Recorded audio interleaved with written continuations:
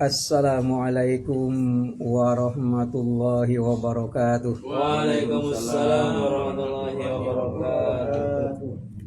Bismillahirrahmanirrahim.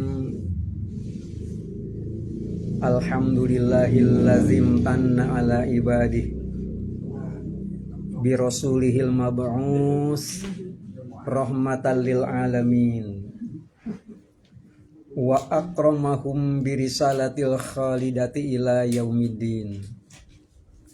Asyhadu an la ilaha illallah wahdahu la syarikalah.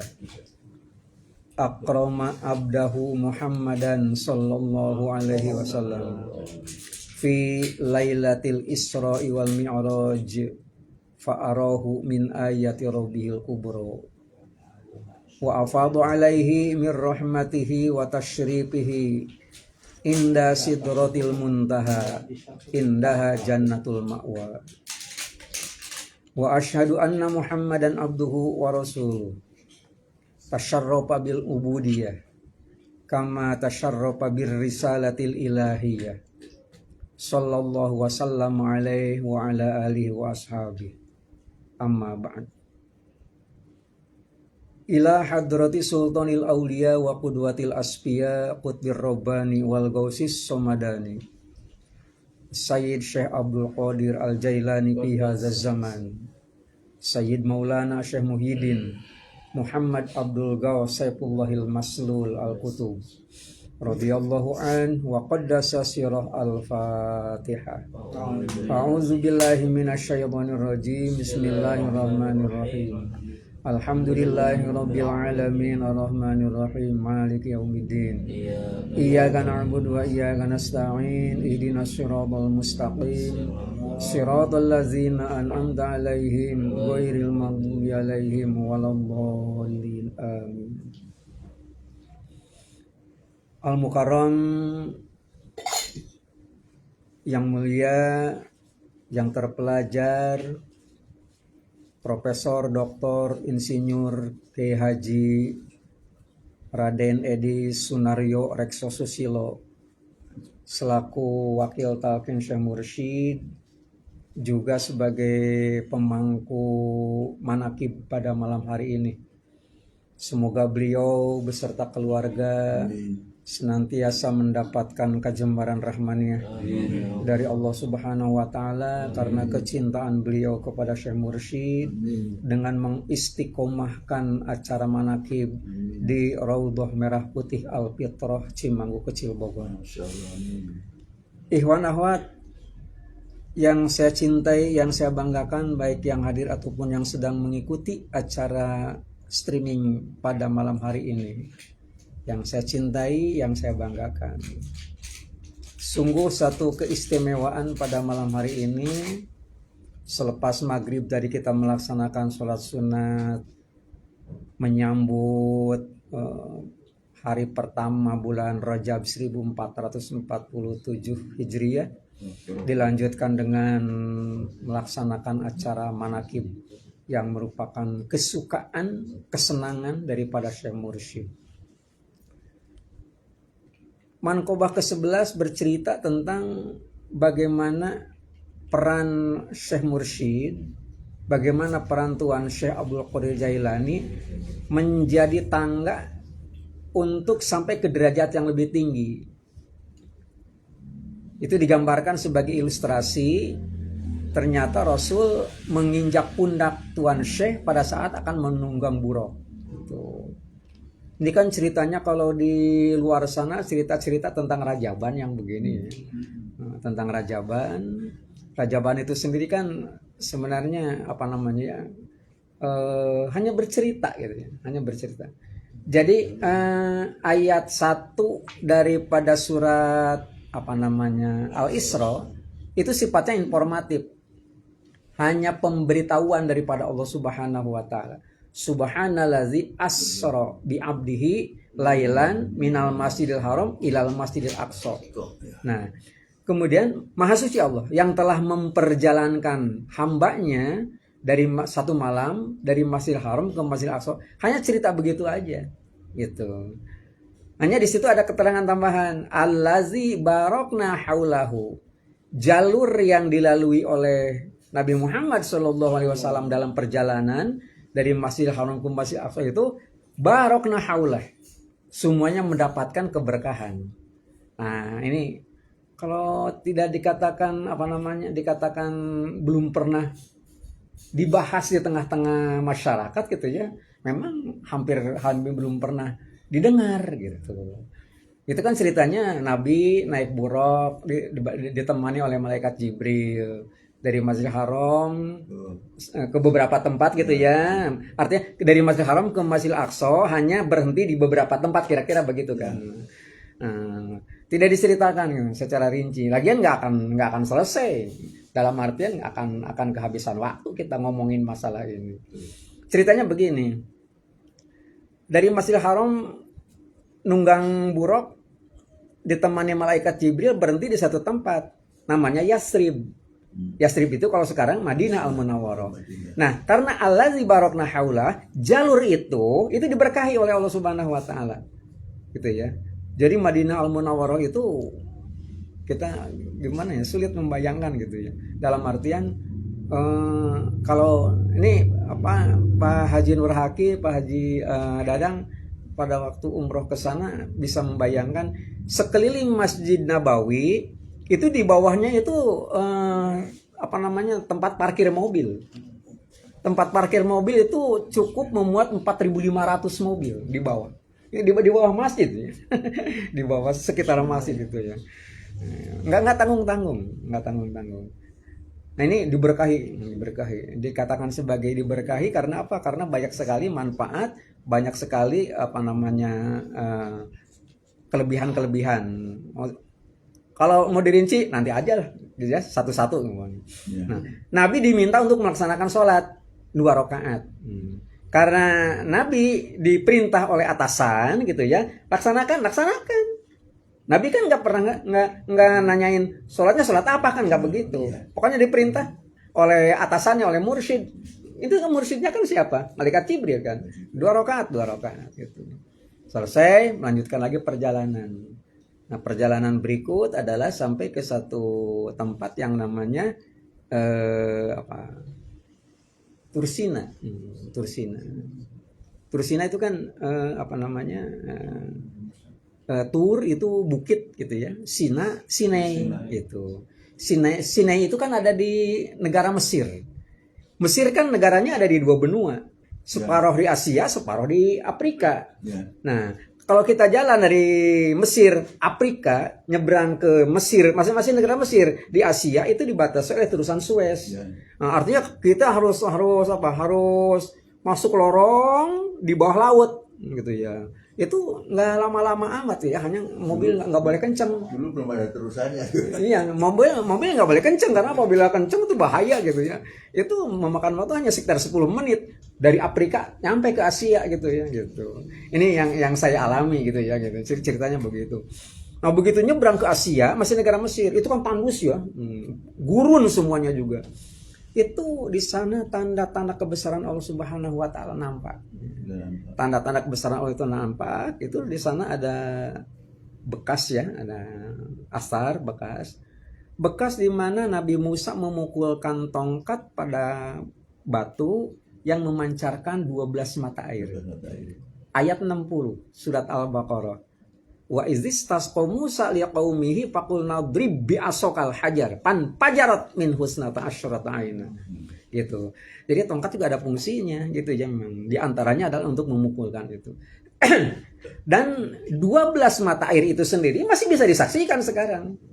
Ini karena datanya ada di HP gitu ya, HP-nya dipakai gini, nggak bisa diperlihatkan, ada di sini semuanya juga datanya gitu ya. Gitu. Nah ini ada 12 mata air, hanya diabadikan dalam bentuk sumur, Itu gurun ya, artinya nggak ada sungai, tapi air ada gitu. Nah ini kelebihan gitu ya. Nah, dan itu terus jauh gitu ya. Nanti sampai ke satu titik namanya Sinai. Nah, Sinai itu Jazirah Sinai Selatan ya. Sinai Selatan itu sendiri provinsinya provinsi Santa Caterina. Santa Caterina, gadis cantik kelahiran Alexandria, Mesir, itu beragama Katolik, tetapi orang tuanya adalah penganut Yahudi. Orang tuanya tidak mau anaknya itu menjadi penganut Katolik. Nah, kemudian dibunuh oleh orang tuanya. Jasadnya dari Mesir, dari Alexandria, Mesir, itu dikuburkan di satu tempat di Bukit Gunung Sinai kakinya. Nah, sekarang jadi provinsi Santa Caterina gitu. Nah, gitu. Jadi di Santa Caterina itu sendiri itu banyak peninggalan sejarah. Di situ kita bisa menyaksikan ada patung Samiri, di mana Nabi Musa pada waktu berdakwah kepada umatnya pada nunduk. Kemudian Nabi Musa disuruh oleh Allah Subhanahu wa taala untuk memisahkan diri selama 40 hari. Begitu didatangi lagi umatnya, ternyata kembali menyembah berhala berbentuk patung sapi gitu ya. Kemudian disumpah gitu. Kira-kira semacam begitu.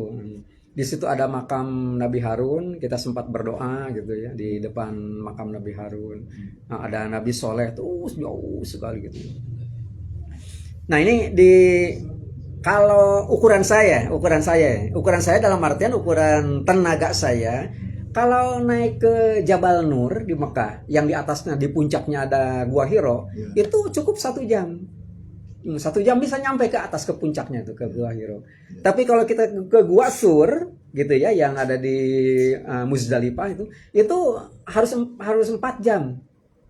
Karena jauhnya dan terjalnya gitu ya. Tapi kalau naik Tursina, Gunung Sinai, itu bisa sampai 7 jam. Memangnya kenapa? Karena harus naik ke 700 anak tangga. Anak tangganya bukan anak tangga semacam begini bagus, enggak. Tangga alami, batu terus itu. Nah, kalau kita dari pemondokan, dari hotel ke kaki Gunung Sinainya saja itu nyewa kuda. Kudanya nggak bisa lari. Nggak dituntun gitu oleh pemiliknya gitu. Itu harus bayar 50 real. $50. Terus hanya jalan saja. Dari situ kita naik ke sana. Itu luar biasa gitu. Nah, kemudian persoalannya adalah begitu sampai di atas nih, di Tursina gini. Ada apa di atas? Di Gunung Sinai ada apa di atasnya itu? Ternyata ada gereja. Gereja gede, nggak tanggung-tanggung. Nah, mengapa ada gereja? Karena Gunung Sinai, Tursina itu diklaim juga oleh orang-orang yang tidak beragama Islam karena disebut dalam kitab sucinya gitu. Mungkin kitab Taurat ngomongin masalah Sinai gitu ya. Injil juga ngomongin masalahnya, kan agamanya bermacam-macam gitu ya. Nah, akhirnya mereka itu sendiri bisa melaksanakan ibadah di atas itu, di Tursina itu. Nah, sementara untuk orang Islam ada di sana di atas juga tempat ibadah musola kecil. Beda jauh sekali antara orang Nasrani dengan orang Islam. Artinya lebih banyak orang Nasrani yang datang ke sana gitu. Orang Islam nggak banyak amat gitu. Nah gitu. Itu diantaranya. Nah di situ Nabi disuruh berhenti dan disuruh sholat 2 rakaat. Karena mursyid yang minta, kemudian melaksanakan. Melanjutkan perjalanan ke Madian. Madian itu wilayah area yang begitu luas gitu ya. Itu mulai dari kawasan berbatasan dengan Syria itu sampai ke Laut Mati, itu kawasan-kawasan itu. Nah, melaksanakan sholat sunat 2 rakaat. Melanjutkan lagi kemana? Ke satu tempat namanya Bethlehem. Bethlehem itu bahasa Arabnya kan Baitul Lahmin ya. Makanya kalau kita dengar nih besok lusa nih, sekarang kan bulan Rajab. Nah, nanti di kampung ada Rajaban nih. Kalau yang berceramahnya adalah belum pernah ke sana, menerjemahkan yang namanya Bethlehem itu jagal. Sesuai dengan harfiahnya, bait rumah, lahmin daging. Begitu. Baitul Lahmin adalah rumah daging, jagal diterjemahkan. Coba kalau kita ke sana. Sekarang gitu ya. Bethlehem itu katedral. Gereja gede. Gereja gede, maaf. Kalau ini ruangan ya, kira-kira segede gini, luas sekali gitu. Itu dibagi 4 sekat. Jadi ada 4 sudut di sana itu di Bethlehem itu. Satu sudut disediakan untuk ibadahnya orang Nasrani, mayoritas Nasrani di sana. Ya. Kemudian yang kedua disediakan untuk orang Yahudi. Yang ketiga, sudut ketiga disediakan untuk orang Islam. Yang keempat, itu disediakan untuk orang yang beragama Armenia. Ada agama Armenia gitu ya. Mereka bisa ibadah di satu tempat, di satu ruangan secara berbarengan waktu. Kelebihannya di situ. Dan mereka saling merangkul, saling menghormati. Nggak ada yang menertawakan, mengejek, nggak ada, semuanya berkepentingan dengan Bethlehem itu karena tempat dilahirkan Nabi Isa menurut keterangan dan sebagainya gitu ya. Nah itu sekarang begitu sangat mengharapkan kedatangan orang-orang Indonesia gitu. Jadi kalau orang Indonesia datang ke sana, meskipun apa sih yang akan kita lakukan di sana? Memberikan bantuan juga bantuan apa? Hanya umpamanya ada tokoh-tokoh cenderamata gitu, hanya gantungan kunci yang sebagainya, harganya lebih mahal daripada di kita. Nggak ada lagi yang dijual selain daripada begitu. Jadi kita berapapun harganya harus kita beli kan, karena kasihan kita bisa melihat orang-orang Palestina di sana itu gitu ya. Nah, Nabi diminta untuk melaksanakan sholat 2 rakaat di situ. Nah, kemudian melanjutkan perjalanan ke Aqsa, terakhir titik yang kelima. Masjidil Aqsa ada 2. Masjidil Aqsa bukan bangunan yang mempunyai kubah kuning keemasan, bukan.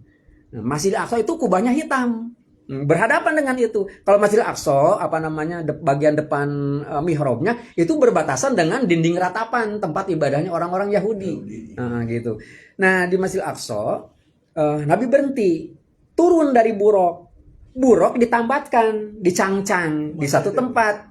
Tempat ditambatkannya buruk itu sekarang diberi nama Masjid Al-Buraq. Nggak ada orang berceramah tentang begini. Kali itu encan nyahon Masjid Al-Buraq. Ada Masjid Nabi Al-Buraq, ada masjid namanya Al-Buraq gitu di situ. Ini bersebelahan dengan Masjid Al-Aqsa. Masjid Al-Aqsa, Masjid Al-Buraq, ini Masjid Aqsa Lama. Masjid Aqsa Lama itu waktu didirikan pada waktu zaman Nabi Sulaiman alaihi salam. Tiang zaman Nabi Sulaiman ada 3 gede, masih bisa dilihat. Dan itu luasnya luar biasa, lebih luas daripada Masjid Aqsa yang dipakai sholat sekarang. Kita bisa Masya Allah, sejuknya luar biasa. Terus di ujung depan sana ada kamar. Itu namanya Mihrab Maryam. Di mana pada waktu hidupnya Maryam tinggalnya di tempat itu, di mihrab itu. Kemudian sesuai dengan zamannya gitu aja, yang namanya perempuan itu dipingit, artinya nggak bisa main seenaknya. Dia harus masuk kamar kalau ada keperluan, mau makan, mau sholat, mau apapun, itu baru dibuka kuncinya. Kuncinya dipegang oleh Nabi Zakaria. Nah, sekali waktu Nabi Zakaria akan menyampaikan hidangan, ada dalam Al-Quran, kullama dakhala alaiha Zakariyal mihrab wajada indaha rizqa. Ketika Nabi Zakaria akan membuka pintunya, pintu mihrab, pintu kamar itu, wajada indaha rizqa, selalu tersedia makanan dekat Siti Maryam. Itu. Qala. Kemudian Nabi Zakaria nanya, "Ya Maryam, anna laki hal?" Ini Al-Qur'an. "Anna laki hadza?" Ini dari mana? Qalat, Maryam menjawab, "Huwa min indillah," dari Allah Subhanahu wa taala. Gitu. Ini GoFood pertama adanya di situ. Gitu. Ada makanan disediakan, kemudian dikirim pesan. Kalau orang rame-rame GoFood zaman sekarang itu menjiplak dari sana. Ini zaman Nabi Zakaria GoFood sudah ada. Nabi Zakaria bawa makanan, tapi sudah ada di dalam. Itu kan ada yang nganter kan. Nggak mungkin nggak ada yang nganter kan. Itu GoFood, hanya nggak pakai ojek. Masya Allah. Buruhnya ikut terus ya? Apanya? Saya pikir budak itu waktu naik dulu. Enggak. Buraknya ditambatkan. Nah, di situ selesai ceritanya semacam begitu. Ya. Nabi sholat 2 rakaat di Aqsa gitu ya. Kemudian baru akan mi'raj, naik ke sana ke Sidratul Muntaha. Nah, sebelum naik Nabi didaulat untuk melaksanakan sholat berjamaah. Di luar yang tadi ya, di luar yang 5 kali itu. Didaulatnya itu sendiri nggak tanggung-tanggung ya, diabadikan dalam bentuk sebelum subuh itu tarhim ya. Suka ada tarhim ya. Assalatu wassalamu alaik ya imamal mujahidin. Nah, itu Abah pada waktu akan manakib di kilometer 0 di Pulau W Sabang, itu kan sholat subuhnya di bandara Soekarno-Hatta. Itu karena Abah yang ada di situ, orang nggak berani mengucapkan sesuatu, nggak berani baca ini baca itu. Abah yang tarhim, yang menyampaikan tarhim. Apa itu? Saya punya rekamannya. Assalatu wassalamu alaik ya imamal mujahidin ya Rasulullah. Terus panjang. Nah, nanti di tengah-tengahnya ada kalimat begini. Ya man asra bikal muhaiminu lailan niltamanil tawal anamuniyamu.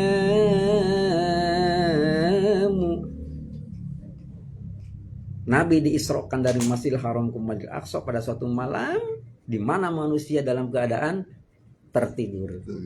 Wa taqaddamta lis-sholati fa shalla kullu man fis samai wa antal imamu. Nabi didaulat untuk melaksanakan sholat berjamaah dengan makmum para nabi. Sejak zaman Nabi Adam jadi makmum semuanya gitu. Nah ini Itu dalam Al-Quran ya. enggak itu tarhim gitu membaca. iya. Ini ada orang nanya, saya makin bingung lihat orang-orang thariqah, orang-orang TKN semakin bingung. Masa sholat sunat berjamaah, qobliyah berjamaah, ba'diyah berjamaah, nggak ada dalilnya, nggak ada dari sonohnya. Kalau saya tanya tarhim yang tadi, Nabi didaulat melaksanakan sholat berjamaah dengan makmum para nabi. Itu sholatnya sholat apa? Zuhur, asar, maghrib, isya apa subuh? Belum ada, belum naik, belum ke Sidratul Muntaha. Jadi kalau belum ada sholat wajib pasti sholat sunat. Gitu. Soalnya sholat sunat apa? Atau tidak tahu namanya saja sholat sunat. Jadi artinya sholat sunat juga disyariatkan di dalam agama. Gitu. Bukan tidak ada dari sonohnya, akang yang belum ke sono. Coba kalau akang ke sono, ada cerita semacam begitu. Nah kalau sekarang dalam bentuk gazebo tempat Nabi memimpin sholat itu di lapangan berdekat kira-kira 50 meter dari bangunan Kubah Kuning Keemasan di luar itu berbentuk gazebo. Saya ingin punya kenang-kenangan sholat di tempat di mana Nabi Muhammad menjadi imam dengan makmum para nabi. Nah, kesampaian sholat di tempat itu, sholat sunat 2 rakaat. Kemudian sebelum sholat, saya robitoh kepada pengersa Abah. Begitu robitoh, demi Allah, Abah ada di hadapan saya. Sedang takbiratul ihram. Karena Abah sedang takbiratul ihram, saya ikut takbir bermakmum kepada beliau.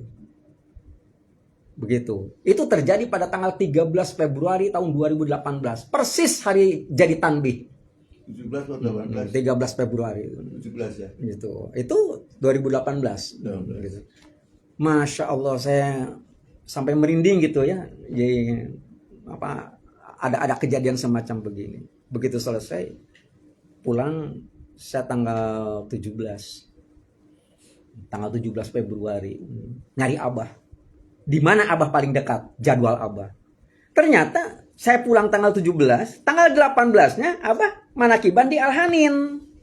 Di Rawa Bebek tuh. Pak Rudi sering hadir di sana. Itu saya sampaikan kepada beliau. Abah, saya ada kejadian semacam begini yang saya sampaikan tadi. Ada Abah takut. Gitu.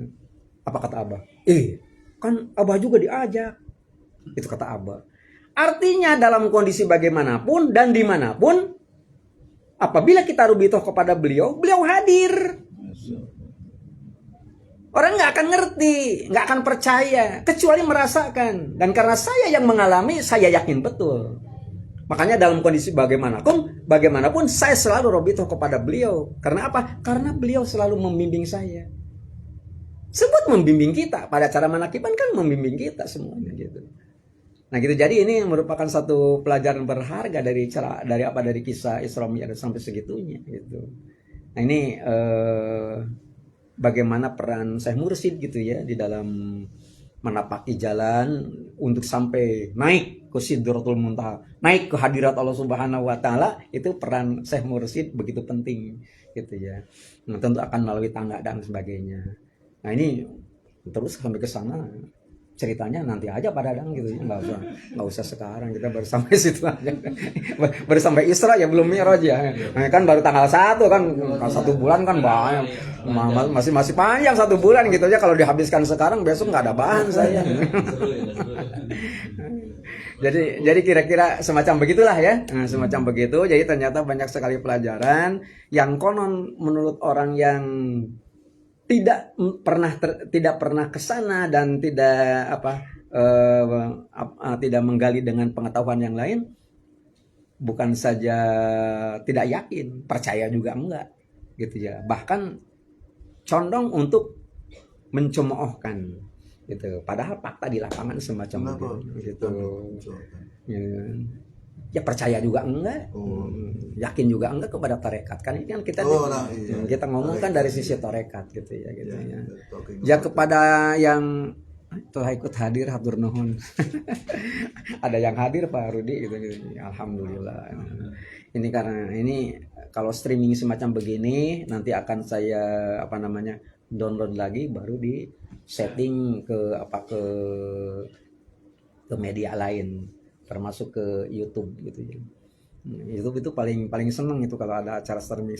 Kalau streaming kan nggak bisa langsung. Kalau streaming di YouTube juga bisa sebenarnya, tapi saya nggak bisa di FB. Tapi kebanyakan yang nonton kan dari FB, bukan dari YouTube gitu. Kalau dari YouTube itu biasanya orang luar gitu. Mungkin itu saja yang sempat kita bincangkan pada malam hari ini, meskipun tidak terlampau sistematis, mudah-mudahan bermanfaat bagi kita. Paling tidak kita bisa tahu apa yang harus kita lakukan, apa yang harus tidak kita lakukan, agar hari ini bisa lebih baik daripada kemarin. Mengamini doa paten pengarsa Abah, Allah berkahi semuanya, Allah berkahi segalanya, Allah berkahi selamanya. Dengan karomah Guru Agung yang mulia pengarsa Abah, awas al-Fatihah. A'udzubillahi minasyaitonirrajim. Bismillahirrahmanirrahim. Alhamdulillahirabbil alamin arrahmanir rahim maliki yaumiddin iyyaka na'budu wa iyyaka nasta'in ihdinas siratal mustaqim siratal ladzina an'amta 'alaihim ghairil maghdubi alaihim waladdallin amin. Sekian, kurang lebihnya mohon maaf. Wassalamualaikum warahmatullahi wabarakatuh. Waalaikumsalam warahmatullahi